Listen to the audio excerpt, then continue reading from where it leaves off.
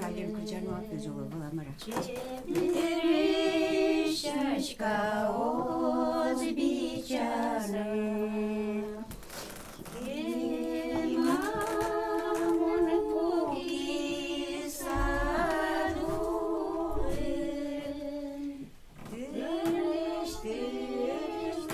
темезе возьмаса. Доброе утро, друзья! Сегодня мы отправляемся в Малую Пургу для того, чтобы прикоснуться к аутентичности удмуртского народа и удмуртской культуры. Поеду я туда не один, со мной сегодня супер гостья. Это Аня Осипова. Привет! Доктор Лор и тренер по йоге. Что, поехали? Поехали скорее!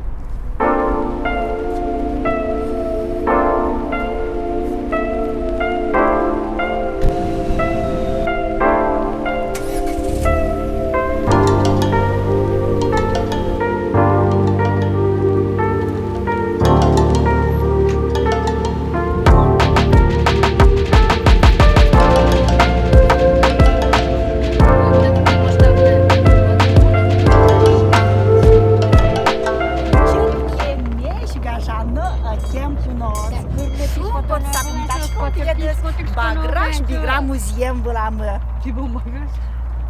Здравствуйте, дорогие гости! Мы очень рады приветствовать вас на нашей Баграш-Бигринской земле. Встречают своих дорогих гостей с хлебом с маслом и с песней. 3, 4. Бигра ульча улане снова яблок Петраса, ваше яблок Петраса, но бумита часа, ваше яблок Петраса, но бумита. Мы доехали.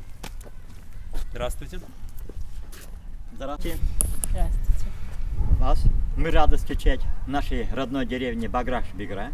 Я староста деревни Матвеев Анатолий Яковлевич, которого в простонародье называют А-я, то есть А-я, Анатолий Яковлевич. То есть по-удмуртски старший брат. Но старшим у нас является Соколов Николай Павлович, которому скоро на днях будет 82. Ого, 82. добавили! 82.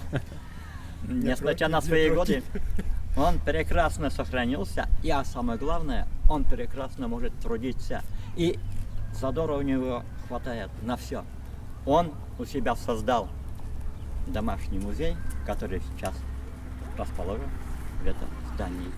Ну а я, Владимир I, властелин колец рода Ботё, Эль Варшуда Бигра, сын рыцаря Отечества, кавалера орденов Звезды, воспитанный крестьянкой Аннушкой на славных удмуртских традициях, в простонародье Федосеевич.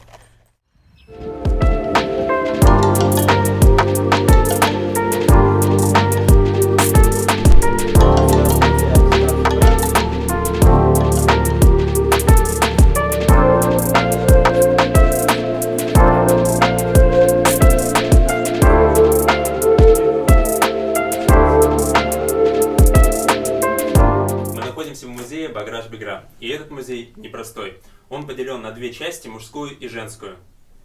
А проводят экскурсии здесь не взрослые экскурсоводы, как мы все привыкли, а маленькие дети и школьники соседней школы.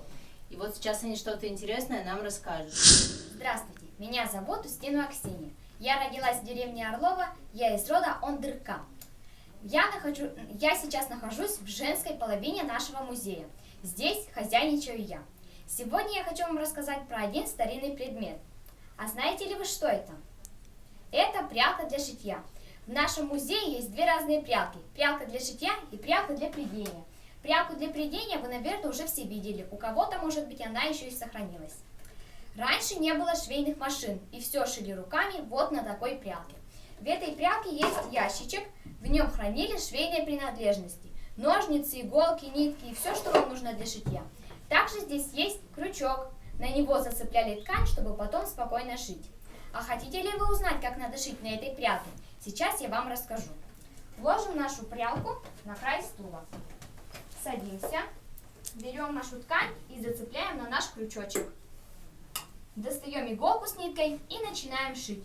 Вот так вот шили на прялке для шитья.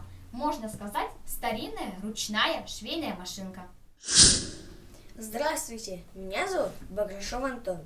Я из рода основателей деревни Баграш-Бигра, из рода Баграш. Знаете, я живу тут недалеко. Я каждый день смотрел, как наш дом-музей становился все выше и выше и выше. И вот так он стал таким красивым. А сейчас мы ходим сюда с друзьями на экскурсии. Больше всего мне нравятся военные экспонаты, и сейчас я вам о них расскажу.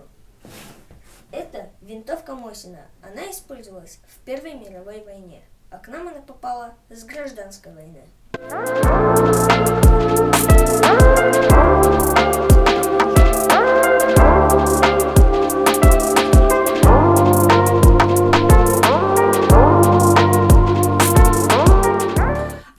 Наши красавицы-бабушки, которые все умеют.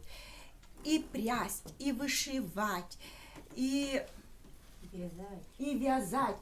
И вот они вот сейчас вас научат, как в старину пряли зимними долгими вечерами, пели песни, учили своих дочек, с 6-7 лет уже учили.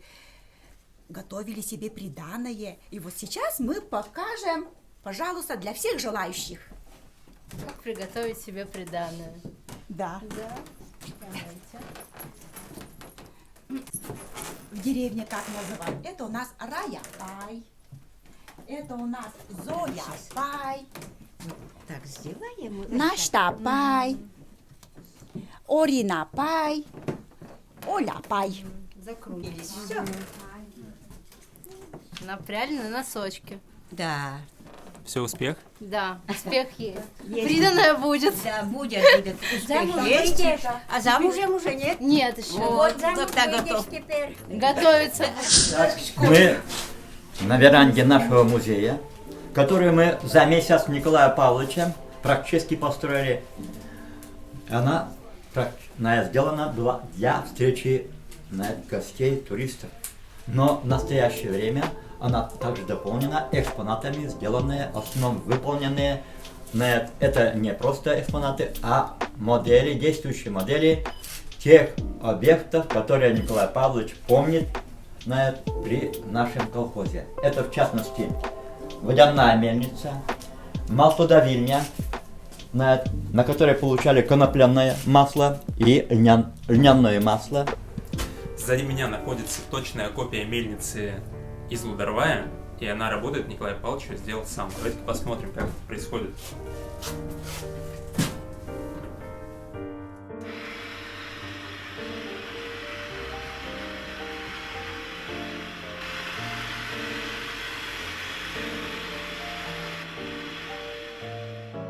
Соколов Николай Павлович, мой дед, дитя войны, 39-го года рождения, удивительно скромный человек. Он из того поколения людей, которым легче сделать, чем про это рассказать. Поэтому слово берет мое поколение. Дед, все, что вы видите тут, да, все, что показано, это все сделано его руками, точная копия мельницы из Лударвая, да, он съездил, он туда проник внутрь, никого не пускали, он посмотрел, все изучил, все это сделал. Это тоже все изучено, все сделано. Вообще мастер на все руки, за свою жизнь построил полностью 4 хозяйства, в том числе и дом, в котором я родилась, для всех 3 сыновей. Всегда удмурты своих гостей провожали саламом. Это у нас вот такой салам, чтобы вы нас долго помнили. Как гостинцы, да? Это вот так. Да. Это как бы закуска, да, чтобы вы нас долго-долго вспоминали. Всю обратную дорогу. Да, на обратную. Чтобы у вас все было хорошо. И давайте вам тоже. Позади меня находится музей народной стройки Даур Шикес, что переводится «сундук времени». И построен этот музей руками этих людей. людей, которые вложили в это свои деньги, средства, время для того, чтобы сохранить свою историю и рассказать нам о ней.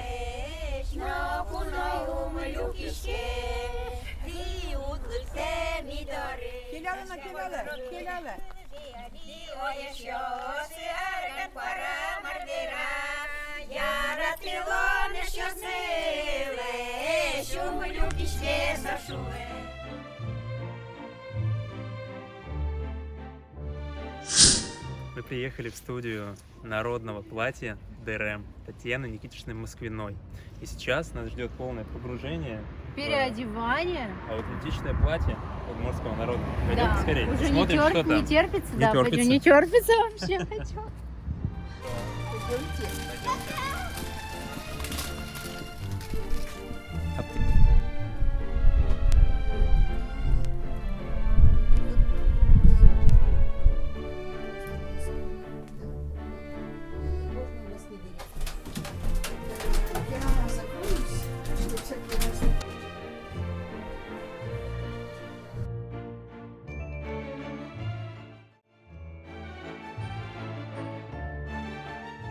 Сейчас в студии одежды народной ДРМ Татьяны Никитичны Москвиной мы будем примерять на себя образы традиционные удмуртские. Давайте посмотрим.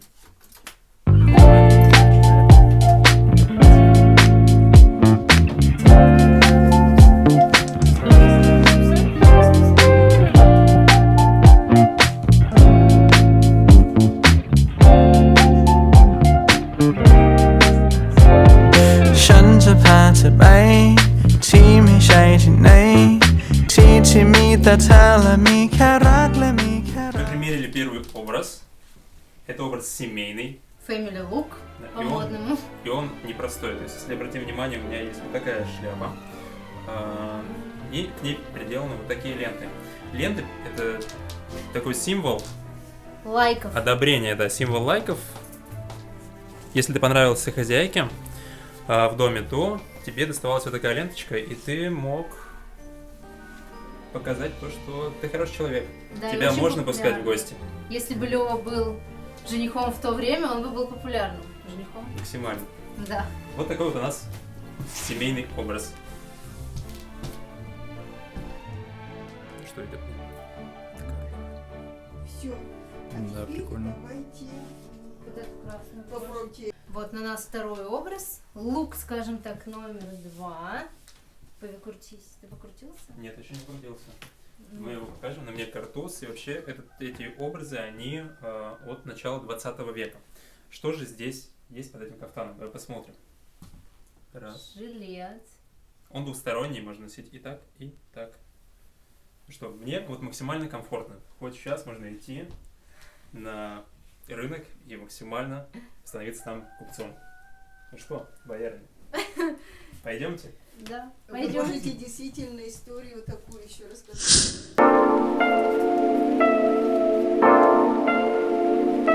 Вообще здесь в мастерской все одежды, которые мы примеряем, можно приобрести.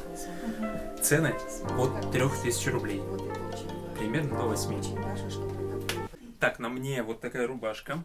Это уже такой более casual образ, более городской. Стоит она 3500 рублей. Это пакистанский хлопок, очень легонький, летний материал. Я уверен, что в нем будет точно не жарко на улице. И ну, это очень хорошая вещь для разнообразия своего гардероба. Еще из такого варианта современного эта рубашка превращается в абсолютно классический вариант рубашки. Сейчас я вам его покажу. Что, вот так эта рубашка выглядит уже в ее классическом варианте. Если сюда добавить пояс, будет максимально традиционный удмуртский наряд. Спасибо вам большое за эту экскурсию. Спасибо за наши очень наряды. интересно. Это было здорово. Это было очень необычно. Я впервые вообще прикоснулся к такому количеству платьев с разных районов, которые вы делаете. Я много был вас наслышан, еще и от Никиты в том числе. И наконец с вами познакомился. Очень приятно, что вы приехали и время нашли. Это взаимно. И я знаю, что вы, зрители, тоже сможете посмотреть и увидеть эти платья на фестивале. А когда он будет? Вот фестиваль Учким деревме, оцените мое платье, как мы называем, да, ведь он уже сейчас 5-й, ну, 6-й, по идее, в прошлом году он должен был, но из-за пандемии не получилось, и он будет в августе, вот на базе туристической, в Тюрагай, туристическая база, или как у него называется, да, туристическая база Тюрагай. У меня была давно мечта уже, чтобы вот подиум проводить на траве с половиками, да. Почему? Потому что у меня более-менее аутентичная одежда, вы сами это поняли. Да. Хотя, конечно, очень много этно, очень много, как я называю, а-ля джуч, а-ля удмурт, очень много такого современного, но не очень стараются смотреть вглубь. И чтобы через глубину сочинили свои платья. И поэтому вот на этот фестиваль я хочу пригласить всех, кто руками что-то, чего-то творит, или свою родину вспоминает, или которые носили в их деревне, вот так этот самый, да. И этот фестиваль у нас будет 27-28 августа. 2 дня, 27-28 да. августа. Кто-то, если захочет остаться на третий день, там условия будут и палатки, и так далее. Это может Никита вам рассказать. Я так понимаю, там можно будет приобретать вещи? Там будет можно приобретать, там можно будет послушать, там можно будет пошить, что вы хотите, да, ведь можете там с Москвиной поговорить, можете поговорить с другими дизайнерами, которые приедут, да, свои вещи покажут. Поэтому там очень много будет общения и очень много будет, ну, дефиле, что ли, как это называть. И мы все будем все время ходить туда-сюда. И очень хочется, чтобы вот действительно, а сейчас многие уже творят ведь, да, и многие руками делают, и очень хотят, и хотят же показать все себя под сундук или под это самое, работать не хочется. Хочется показать, ну, один раз покажись, второй раз, а потом ты поймешь, нравится это людям или себе. Может, ты все это себе оставишь. Многие же художники рисуют и говорят, это моя душа, я продать не могу.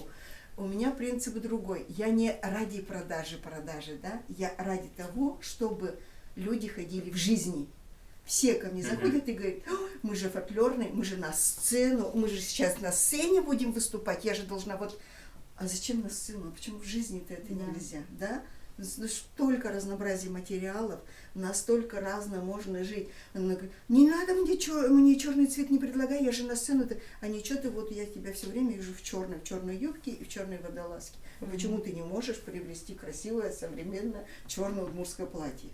Поэтому вот на эту тему говорить хочется и встретиться каждый год на этот фестиваль.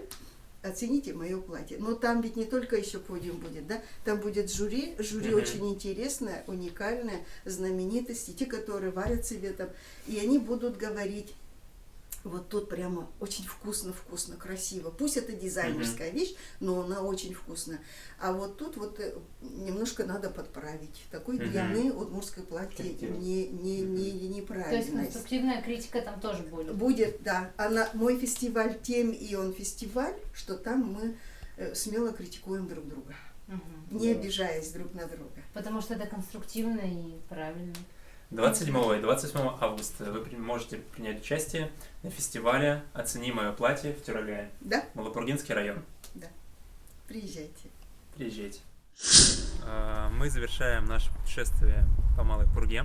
Скажи мне, Аня, как тебе? У тебя сегодня было максимальное погружение в мир удмуртской культуры. Во-первых, для меня это было впервые за все время, которое я здесь живу. Во-вторых, мне очень-очень понравилось. И зовите меня еще, ребят. Спасибо вам. Это была Супер Удмуртия. Подписывайтесь, смотрите нас, рекомендуйте, куда нам поехать. Пока-пока.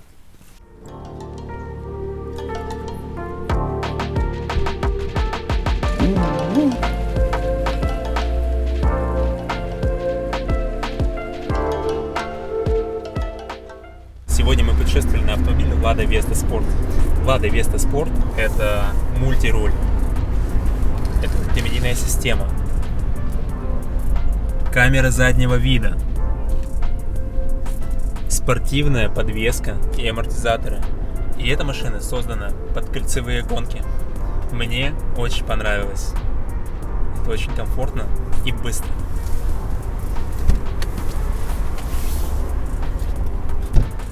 А еще Lada Vesta Sport это 144 лошадиные силы. Это быстрая машина.